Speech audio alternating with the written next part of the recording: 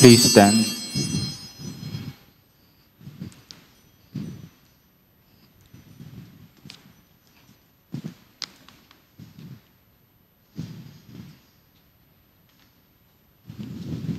In the name of the Father, the Son, the Holy Spirit.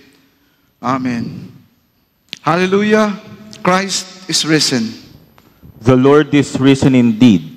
Hallelujah. Let us pray. Almighty God, to you all hearts are open, all desires known, and from you no secrets are hid. Cleanse the thoughts of our hearts by the inspiration of your Holy Spirit, that we may perfectly love you and worthily magnify your holy name, through Christ our Lord. Amen. Jesus said, "The first commandment is this: Hear, O Israel, the Lord our God, the Lord is one. Love the Lord your God with all your heart, with all your soul, with all your mind, and with all your strength. The second is this: Love your neighbor as yourself. There is no other commandment greater than these." Dearly beloved, let us come into the presence of the Almighty God, praying together as we kneel. Together. Most merciful God, I confess that I have sinned against you in thought, word, and deed, by what I have done and by what I have left undone. I have not loved you with my whole heart. I have not loved my neighbor as myself. I am truly sorry, and I humbly repent. For the sake of your Son, Jesus Christ, have mercy on me and forgive me, that I may delight in your will and walk in your ways, to the glory of your name. Amen. Almighty God, have mercy on you, forgive you all your sins through our Lord Jesus Christ, strengthen you in all goodness, and by the power of the Holy Spirit, keep you in eternal life. Amen. Amen. Please stand. Gloria in excelsis together. Glory to God in the highest, and peace to his people on earth. Lord God, heavenly King, almighty God and Father, we worship you, we give you thanks, we praise you for your glory. Lord Jesus Christ, only Son of the Father, Lord God, Lamb of God, you take away the sin of the world. Have mercy on us. You are seated at the right hand of the Father. Receive our prayer. For you alone are the Holy One. You alone are the Lord. You alone are the Most High, Jesus Christ, with the Holy Spirit, in the glory of God the Father. Amen. The Lord be with you. And with your spirit. Let us pray. O God, the King of glory, you have exalted your only Son, Jesus Christ, with great triumph to your kingdom in heaven. Do not leave us comfortless, but send us your Holy Spirit to strengthen us and exalt us to that place where our Savior Christ has gone before, who lives and reigns with you in the Holy Spirit, one God, in glory everlasting. Amen. Amen.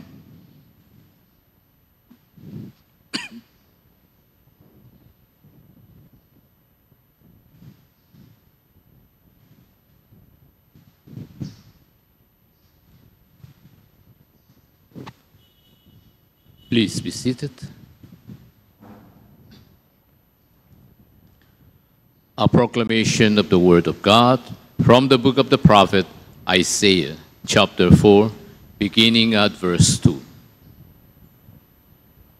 In that day, the branch of the Lord will be beautiful and glorious, and the fruit of the earth will be the pride and the adornment of the survivors of Israel. It will come about that he who is left in Zion and remain in Jerusalem will be called holy, everyone who is recorded for life in Jerusalem. When the Lord has washed away the filth of the daughters of Zion and purged the bloodshed of Jerusalem from her midst by the spirit of judgment and the spirit of burning, Then the Lord will create over the whole area of Mount Zion and over her assemblies a cloud by day, even smoke, and the brightness of a flaming fire by night. For over all the glory will be a canopy. There will be a shelter to give shade from the heat by day, and refuge and protection from the storm and the rain.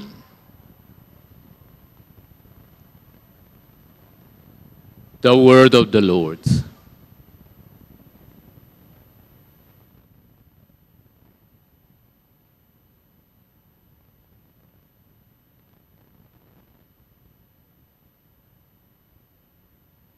Please stand for the responsorial psalm, which are Psalm 101 and Psalm 109. Psalm 101.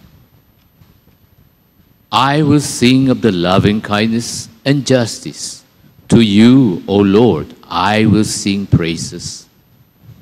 I will give heed to the blameless way. When will you come to me?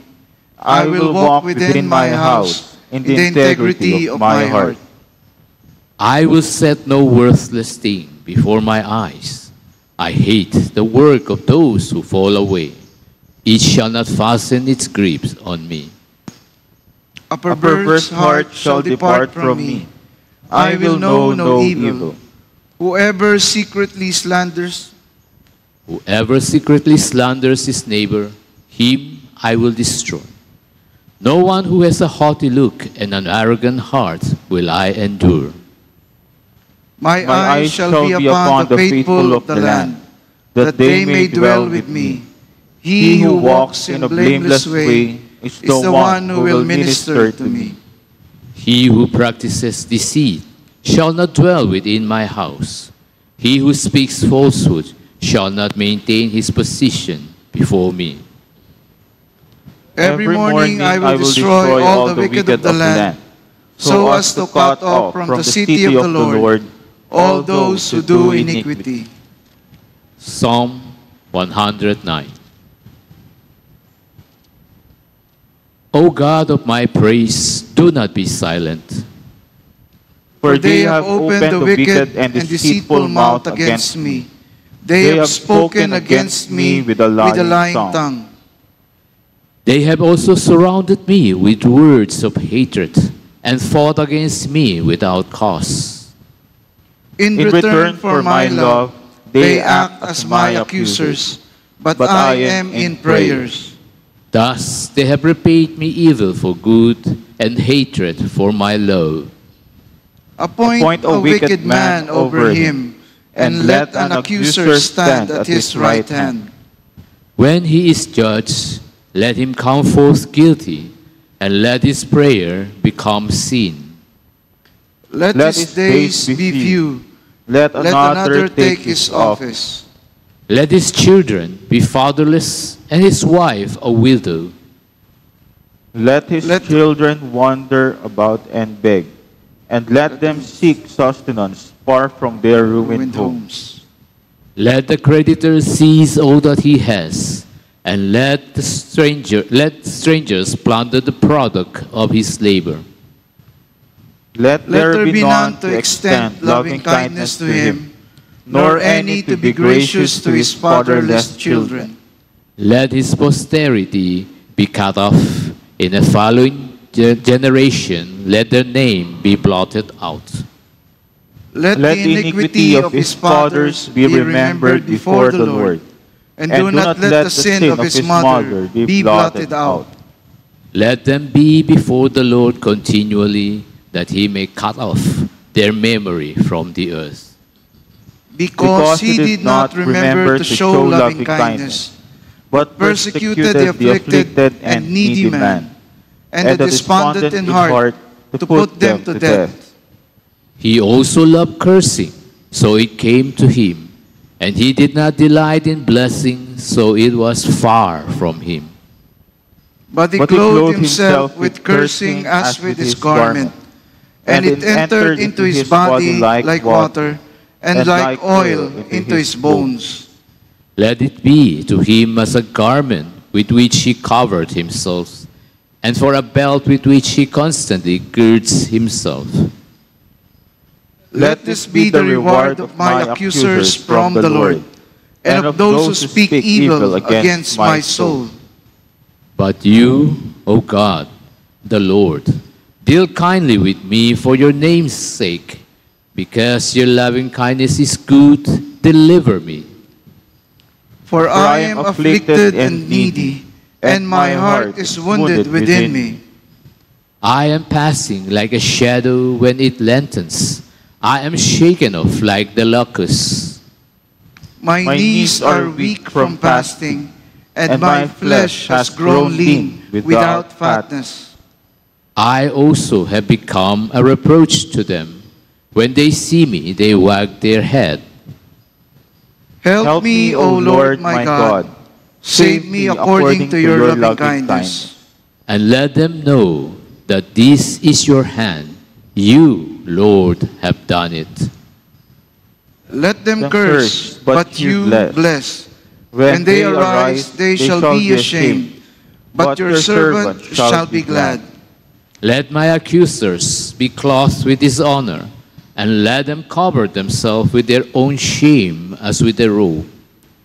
With my mouth I will give thanks abundantly to the Lord, and in the midst of many I will praise him. For he stands at the right hand of the needy to save him from those who judge his soul. Glory to the Father, and to the Son, and to the Holy Spirit.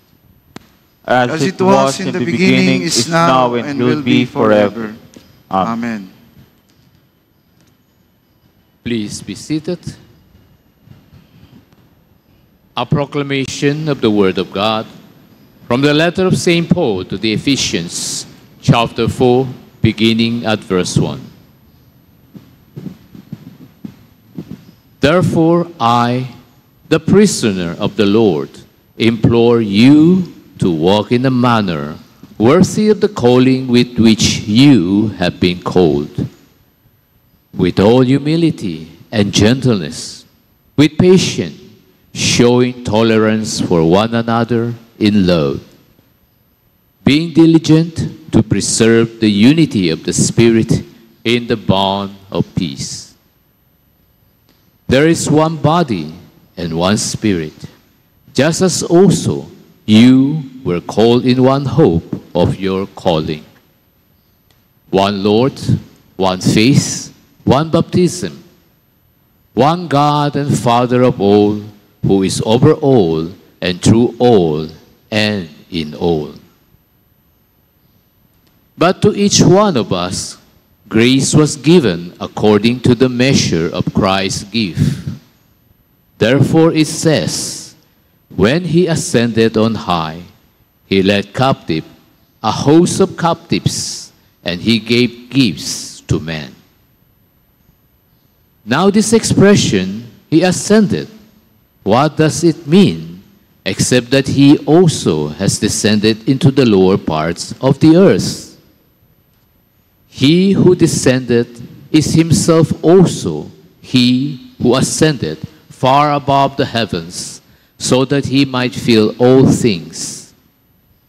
And he gave some as apostles, and some as prophets, and some as evangelists, and some as pastors and teachers, for the equipping of the saints, for the work of service, to the building up of the body of Christ, until we all attain to the unity of the faith and of the knowledge of the Son of God, to a mature man, to the measure of the stature which belongs to the fullness of Christ. As a result, we are no longer to be children, tossed here and there by waves and carried about by every wind of doctrine, by the trickery of man, by craftiness in deceitful scheming. But speaking the truth in love, we are to grow up in all aspect into him who is the head, even Christ, from whom the whole body, being fitted and held together by what every joint supplies, according to the proper working of each individual part, causes the growth of the body for the building up of itself in love.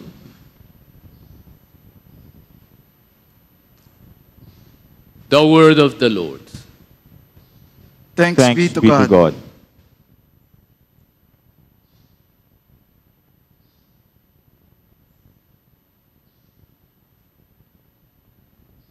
Please stand.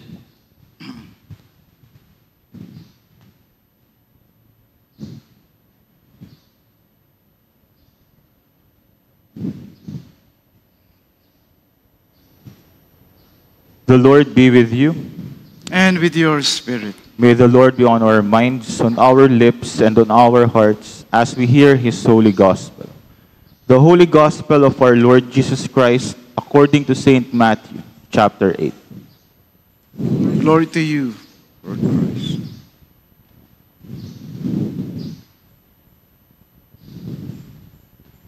When Jesus came to the other side into the country of the Gadarenes, two men who were demon-possessed met him as they were coming out of the tombs.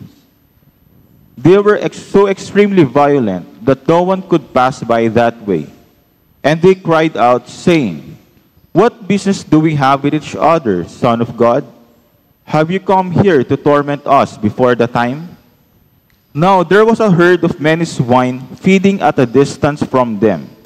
The demons began to entreat him, saying, "If you are going to cast us out, send us into the herd of swine." And he said to them, "Go."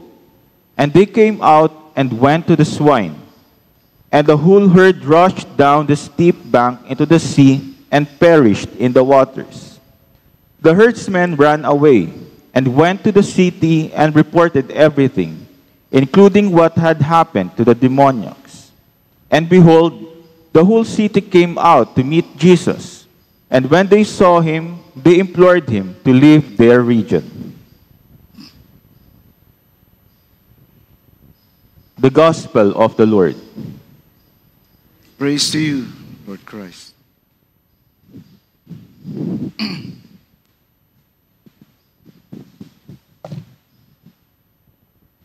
Please be seated.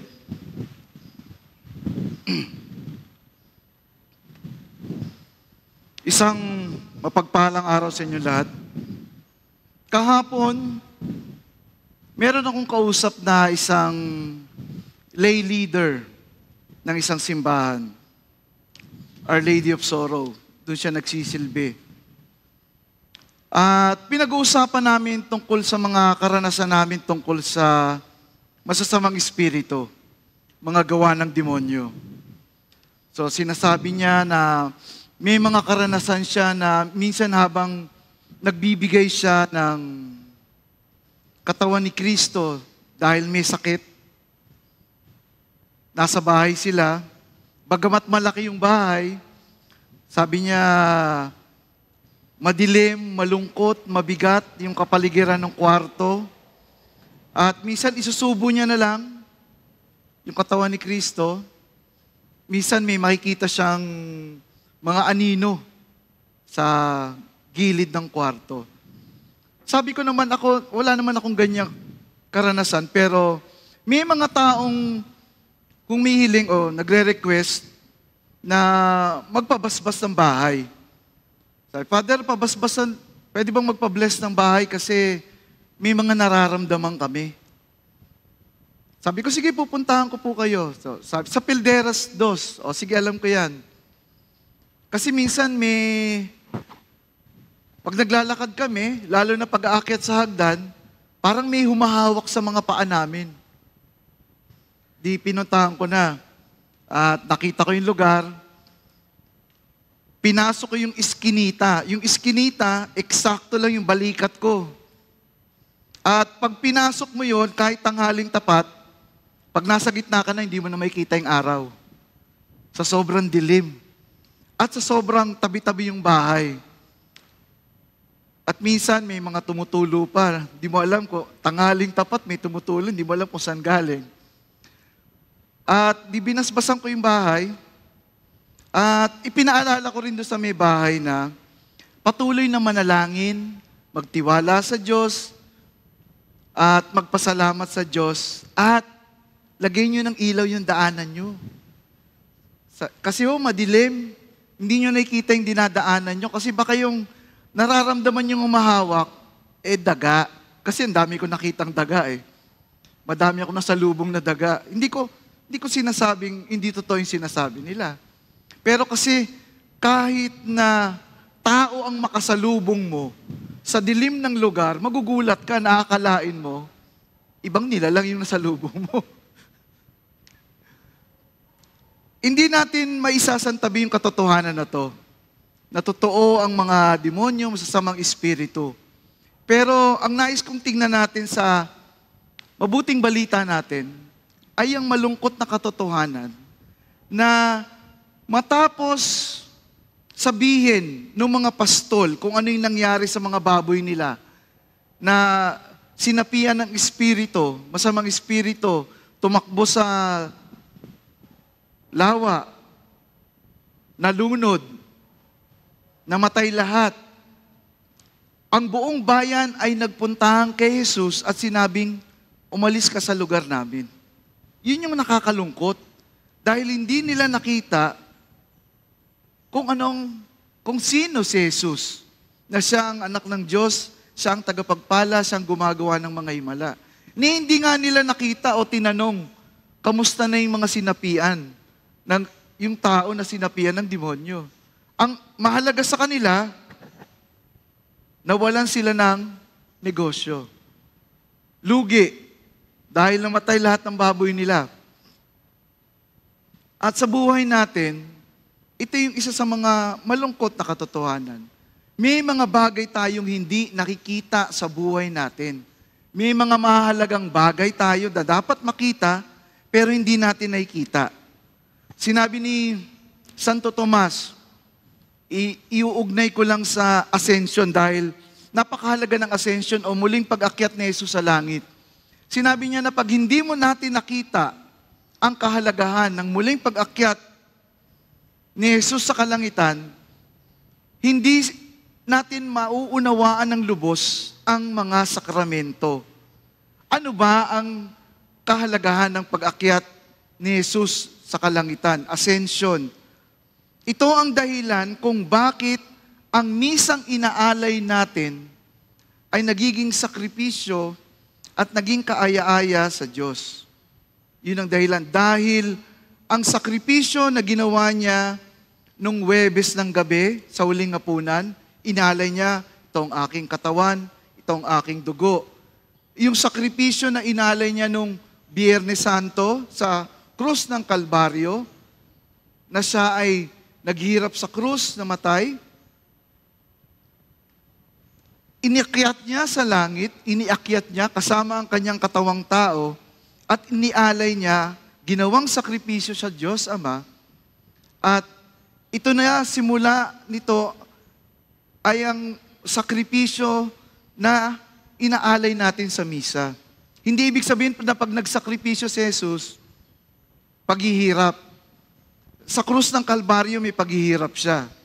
Kung ayaw nyo maniwala, subukan nating ipako si sa krus. Paghihirap yan. Pero yung ginawa niyang sakripisyo na inialay niya sa Diyos Ama nung siya ay umakyat sa langit, ito ay may dalang pag-asa. Pag-asa na tuwing tayo ay magmimisa at mag-aalay ng sakripisyo ng misa, ito ay kaaya-aya sa Diyos Ama. Na kung paano siyang nag-alay ng dugo at katawan niya, patuloy niya ring inaalay ang dugo at katawan niya. So ang ibig sabihin, ang pag-akyat sa langit ay hindi tayo iniwan ni Jesus. Hindi tayo inabandona. Ito ay pag-anyaya sa atin upang kilatisin uli yung buhay natin. Dahil makikita natin, una, sa pag-akyat ni Ascension, una, tinuturo sa atin transition o pagbabago ng katayuan. Kaya nga masasabi natin, tinuturo sa atin na ang buhay ay hindi nagtatapos sa kamatayan. Ito ay nagbabagong anyo from mortal to immortal. Mula sa nabubulok, papunta sa hindi nabubulok. Dahil yon sa ginawa ni Jesus sa pag-akyat niya sa langit. At napakahalaga nung transition sa buhay natin. May mga bagay na pagbabago dapat sa buhay natin. Pagbabago sa bawat yugto ng buhay natin. So una, may 4 na yugto o pagbabago kung babanggitin. Una, tayo ay umaasa. So nung tayo ay binautismuhan, tayo ay binigyan ng kapangyarihan, pero bagamat meron tayong kapangyarihan at karapatan na maging anak ng Diyos, umaasa pa rin tayo. Parang bagong silang na bata. Ang sanggol umaasa sa kalinga ng ina, sa pag-alaga ng ina, na tamang-tama, pinagdiwang natin yung araw ng mga ina nung linggo. Ang sanggol umaasa kung ano ang ipapakain sa kanya ng ina, kung ano ang ipapadamit, ipapasuot na damit. Pero habang lumalaki ang bata at natututo at nagkakaroon ng karanasan, naunawaan niya, meron pala akong pwedeng piliin. Halimbawa sa pagkain, lumalaki siya, ay gusto ko lang hotdog. Pag gulay, ayoko ng gulay. Gusto ko hotdog. Pero kailangan, tayong mga magulang, kailangang turuan natin ang mga kabataan at ang mga bata kung ano ang tamang kalayaan. Kasi yun ang kasunod. Umaasa, kalayaan. Dependent, independent.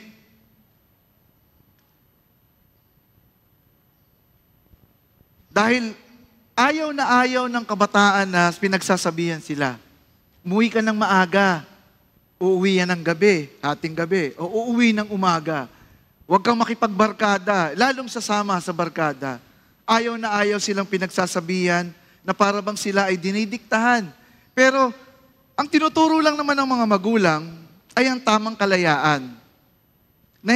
Ang kalayaan na meron tayong lahat, hindi ibig sabihin nito na pwede mong gawin ang lahat ng gusto mong gawin.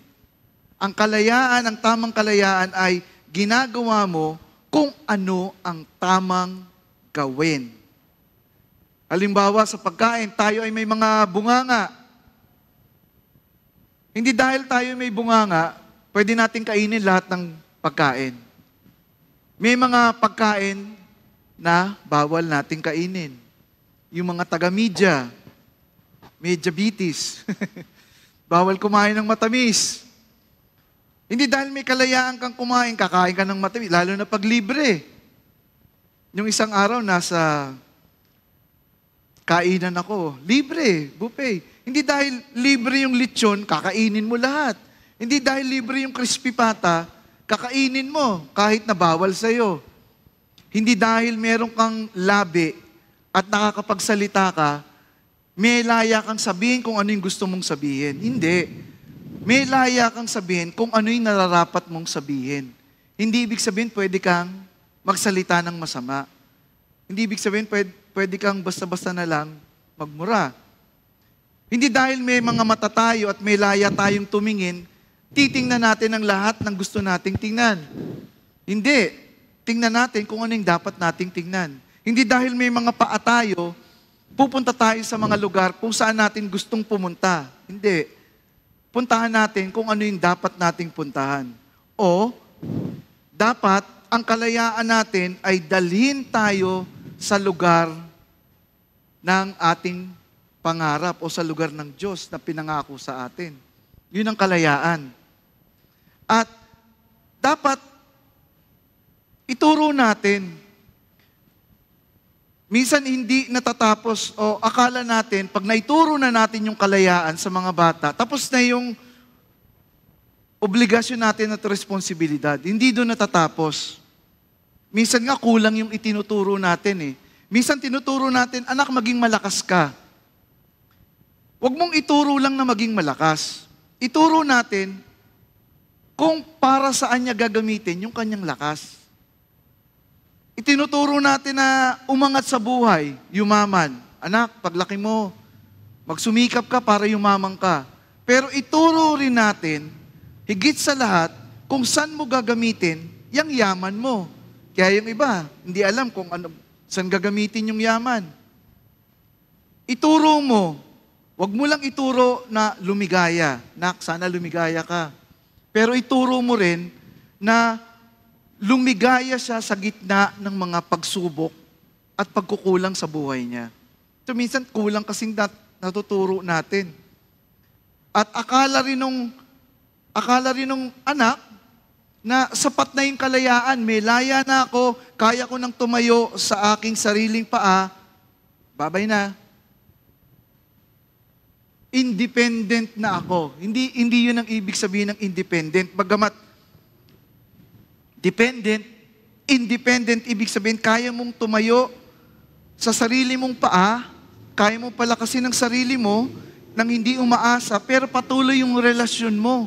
Hindi ibig sabihin, wala na tayong kailangan sa mga magulang natin. Hindi ibig sabihin, hindi na natin kailangan ng simbahan, hindi na natin kailangan ng kaibigan. So, ang kasunod na yugto ng independence, interdependence. Sa Tagalog, nakikipagtulungan.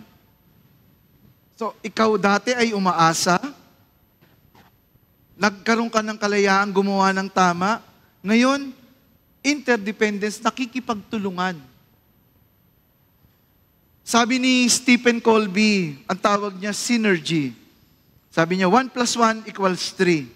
Sabi ng mga elementary, Father, mali. So, ang ibig sabihin nun, kung ang dalawang tao ay hindi umaasa sa iba upang makatayo sa sariling paa, pero hindi ibig sabihin walang relasyon, hindi ibig sabihin hindi na kita kailangan, hindi ibig sabihin hindi kita pwedeng tulungan. Ibig sabihin, kaya ko pang tumulong ng iba. Kung dalawang tao kayang tumulong ng iba, hindi mo na kita tutulungan ko muna yung isa. Tulungan muna natin yung isa para makatayo siya sa sarili niyang paa. Kaya nagiging 3, 1 + 1, 3. Pwede pa nga 1 + 1, 4 eh.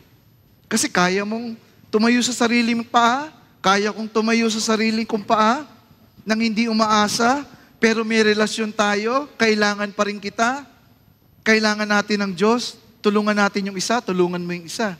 4. Yun ang interdependence. Ngayon, kung hindi natin na ituro ang kalayaan, kasi makikita natin yan sa mga pagbasa. Kaya nga, sinabi ni Jesus, nung umakyat siya sa langit, nagkaroon ng mga apostol, mga guro, para tulungan tayo.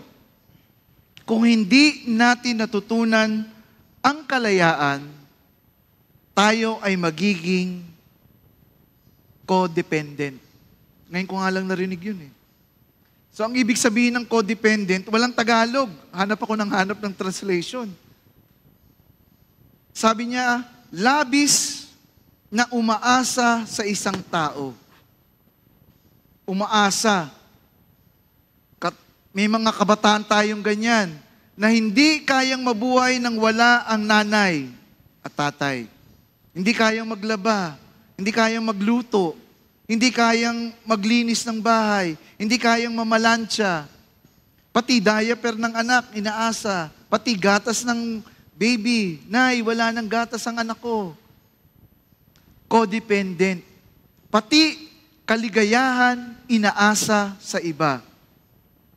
Ang tawag natin doon, yung isang mukha nun, addict.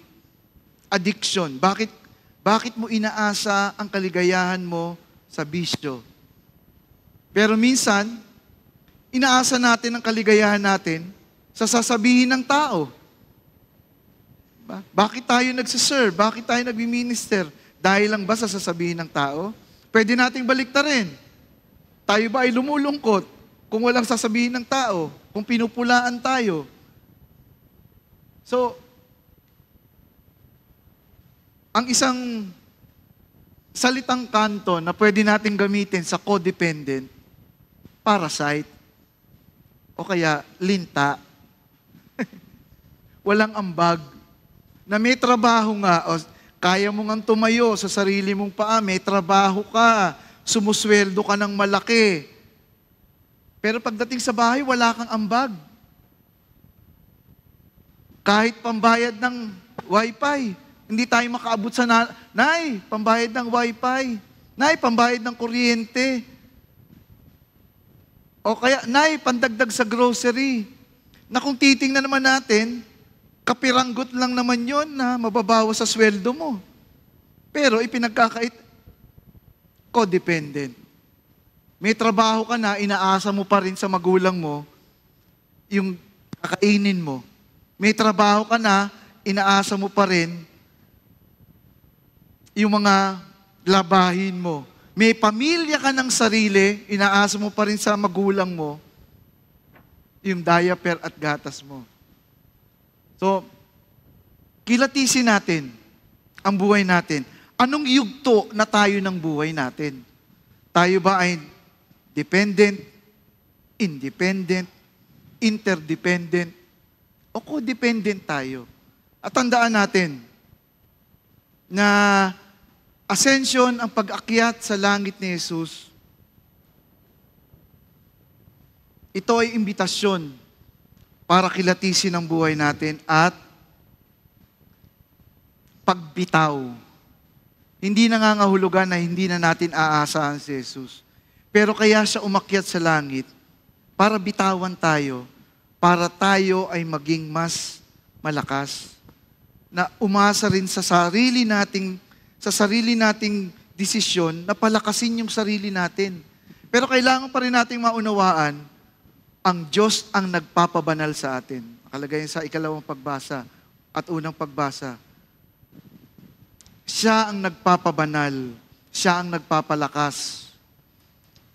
Ang ating gagawin, magpasya. Kaya nga, wag lang nating ituro kung paano maging malakas, ituro natin saan mo gagamitin yung lakas mo.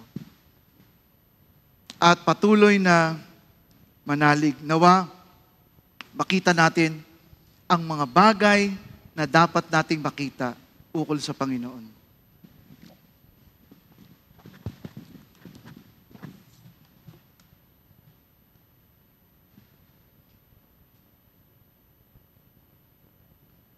Please stand. Let us proclaim the Apostles' Creed. I believe in God, the Father, Almighty, Creator of heaven and earth. I believe in Jesus Christ, His only Son, our Lord. He was conceived by the power of the Holy Spirit and born of the Virgin Mary. He suffered under Pontius Pilate, was crucified, died, and was buried. He descended to the dead. On the third day, He rose again. He ascended into heaven and is seated at the right hand of the Father. He will come again to judge the living and the dead. I believe in the Holy Spirit, the Holy Catholic Church, the communion of saints, the forgiveness of sins, the resurrection of the body, and the life everlasting. Amen. Let us pray for the whole state of Christ Church and for the world.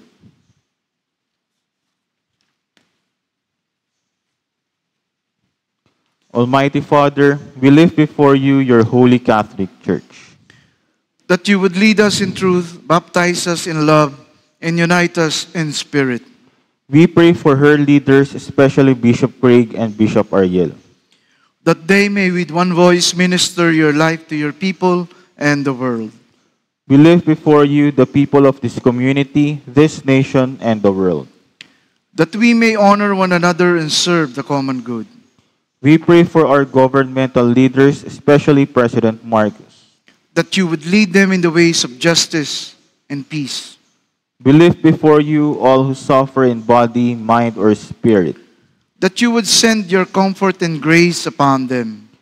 Father, we continually lift up to you our brothers and sisters who are needing your divine healing, especially Gloria, Tess, Charmaine, Grace, Jose, Mitch, Kenneth, Merlin, Fe, Jemima, Maria Loreto, Fer, Dennis, Antonio, Matilde, Julius, Mitzel, Becca, Virgily, Marisa, Vic, Carrie, Marinel, Christine Ann and Lucas, Prisciel, Regine, Shane, Nelia, Randy, Jay, Daphne, Levi, Maria Luz, Rosalinda, Milagros, Marvin, Ronald, Elmer, Pilmar, Roy and Martel, Perry, Light, Edith, Raquel, Rodriguez family, Jepiah family, Jem, Margie, Mark, Feli, Preselin. Lord, in your mercy, hear our prayer. give to the departed eternal rest. Grant that we may share with them in your everlasting kingdom.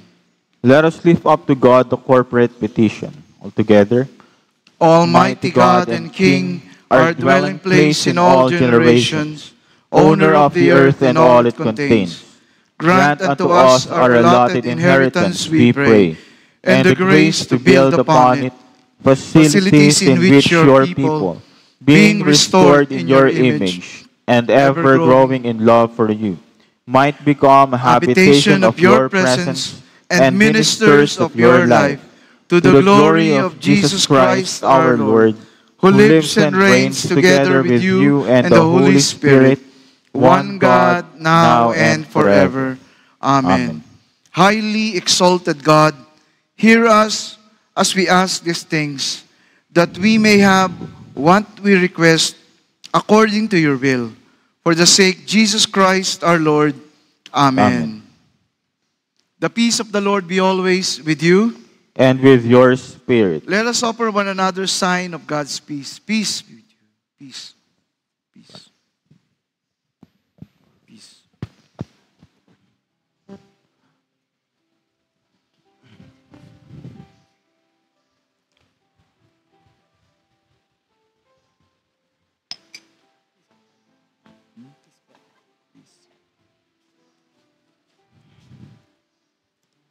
This one.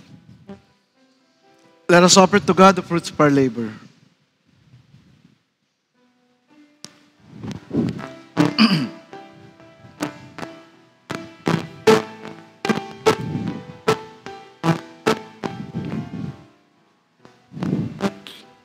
We are one in the Spirit, we are one in the Lord. We are one in the Spirit, we are one in the Lord. And pray that all unity may one day be restored. And they'll know we are Christians by our love, by our love. Yes, they'll know we are Christians by our love. We will walk with each other, we will walk hand in hand. We will walk with each other, we will walk hand in hand. And we'll gather, we'll spread the news of God. And they'll know we are Christians by our love, by our love. Yes, they'll know we are Christians by our love. And they'll know we are Christians by our love, by our love. Yes, they'll know we are Christians by our love. And they'll know we are Christians by our love, by our love. Yes, they'll know we are Christians by our love. Together, let us proclaim God's greatness. Praise God, from whom all blessings flow. Praise Him, all creatures here below. Praise Him above, ye heavenly hosts. Praise Father, Son, and Holy Ghost. Amen. Amen. Blessed are you, Lord God of all creation, for through your goodness we have received the bread we offer you. Fruit of the earth and work of human hands, it will become the body of Christ. Blessed be God forever. By the mystery of this water and wine, may we come to share in the divinity of Christ, who humbled himself to share in our humanity.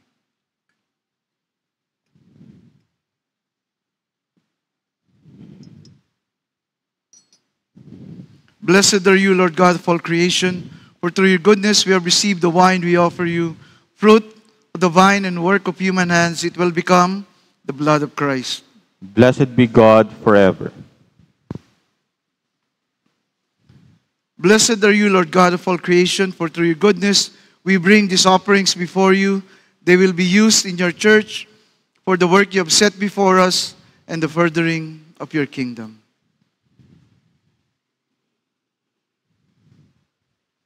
Wash me, O Lord, from my sin. Cleanse me from my righteous. Father, Son, Holy Spirit. Amen. Pray, brothers and sisters, that my sacrifice and yours may be acceptable to God, the Almighty Father. May the Lord accept the sacrifice at your hands, for the praise and glory of his name, for our good and the good of all his holy church. Amen. The Lord be with you. And with your spirit. Lift up your hearts. We lift them up to the Lord. Let us give thanks to the Lord our God. It is right to give him thanks and praise. It is truly right and just, our duty and our salvation, always and everywhere, to give you thanks, Lord, Holy Father, Almighty and eternal God. But chiefly are we bound to praise you for the glorious resurrection of your Son, Jesus Christ, our Lord. For he is the true Paschal Lamb, who was sacrificed for us and has taken away the sin of the world. By his death, he has destroyed death, and by his rising to life again, he has won for us everlasting life. Therefore, overcome with paschal joy, every land, every people exalts in your praise, and even the heavenly powers with the angelic hosts sing together the unending hymn of your glory as they acclaim, Holy, holy, holy, Lord God of power and might, heaven and earth are full of your glory. Hosanna in the highest. Blessed is he who comes in the name of the Lord. Hosanna in the highest.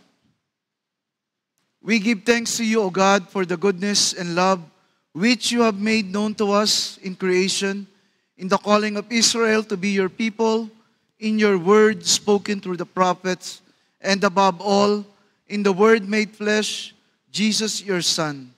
For in these last days, you sent him to be incarnate from the Virgin Mary, to be the Savior and Redeemer of the world. In him you have delivered us from evil and made us worthy to stand before you. In him you have brought us out of error into truth, out of sin into righteousness, and out of death into life. And we offer our sacrifice of praise and thanksgiving to you, O Lord of all, presenting to you from your creation this bread and this wine. Please kneel. We pray you, gracious God, to send your Holy Spirit upon these gifts, that they may be the sacrament of the body of Christ and his blood of the new covenant. On the night before he died for us, our Lord Jesus Christ took bread, and when he had given thanks to you, he broke it and gave it to his disciples and said, Take, eat, this is my body, which is given for you. Do this for the remembrance of me. Thank you, Father, for mercy and grace upon our lives, for your lives, for the hope that you set before us, for the word sent, Father. After supper, he took the cup of wine, and when he had given thanks, he gave it to them and said, Drink this, all of you. This is my blood of the new covenant, which is shed for you and for many for the forgiveness of sins. Whenever you drink it, do this for the remembrance of me. Thank you, Father, for the strength, for the new hope, new life, and new beginning in our life. Thank you, Father. Please stand. Let us proclaim the mystery of faith. Christ has died, Christ is risen, Christ will come again. Unite us to your Son in his sacrifice, that we may be acceptable through him, being sanctified by the Holy Spirit. Remember your servants Craig, our patriarch, and Ariel, our bishops, all the clergy, and all your faithful people, in the fullness of time, put all things in subjection under Christ, and bring us to that heavenly country, where with all your saints we may enter the everlasting heritage of your sons and daughters, through Jesus Christ our Lord, the firstborn of creation, the head of the church, and the author of our salvation. By him, with him, and in him, in the unity of the Holy Spirit, all honor and glory is yours, Almighty Father, now and forever. Amen. Amen. And now, as our Savior Christ taught us, we are bold to pray. Our Father, who art in heaven, hallowed be thy name. Thy kingdom come, thy will be done, on earth as it is in heaven. Give us this day our daily bread, and forgive us our trespasses, as we forgive those who trespass against us. And lead us not into temptation, but deliver us from evil. For thine is the kingdom, and the power, and the glory, forever and ever. Amen.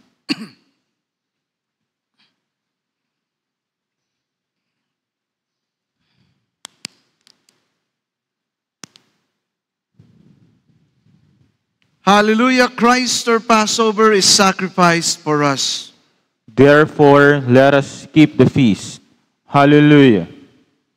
Behold the Lamb of God. Behold him who takes away the sins of the world. Blessed are those called to the supper of the Lamb. Lord, I am not worthy that you should enter under my roof, but only say the word, and my soul shall be healed. The gifts of God for the people of God. Take them in remembrance that Jesus died for you, and feed on him in your hearts with thanksgiving. Thank you, Father, for your mercy and grace upon us.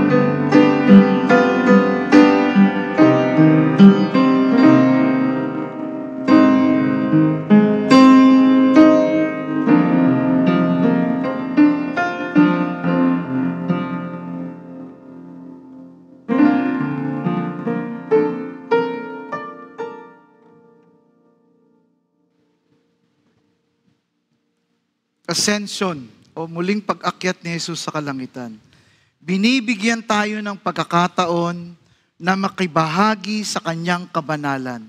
Dahil iisa lang ang banal. Diyos lang ang banal.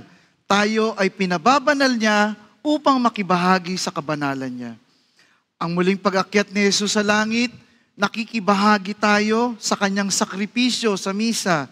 Ang pag-akyat ni Kristo sa langit, nakikibahagi tayo sa pagligtas ng sanlibutan.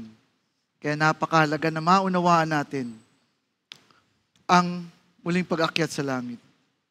Let us pray. Eternal God, Heavenly Father, you have graciously accepted us as living members of your Son, our Savior Jesus Christ, and you have fed us with spiritual food in the sacrament of His body and blood. Send us now into the world in peace and grant us strength and courage to love and serve you with gladness and singleness of heart through Christ our Lord. Amen. The peace of God which passes all understanding, keep your hearts and minds in the knowledge of God and of His Son, Jesus Christ our Lord. And the blessing of God Almighty, the Father, the Son, and the Holy Spirit be with you always. Amen. Amen.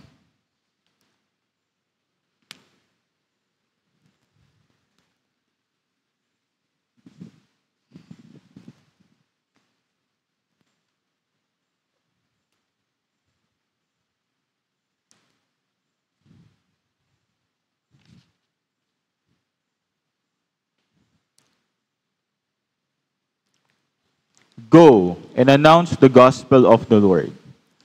Thanks be to God. Hallelujah, hallelujah. Amen. Amen.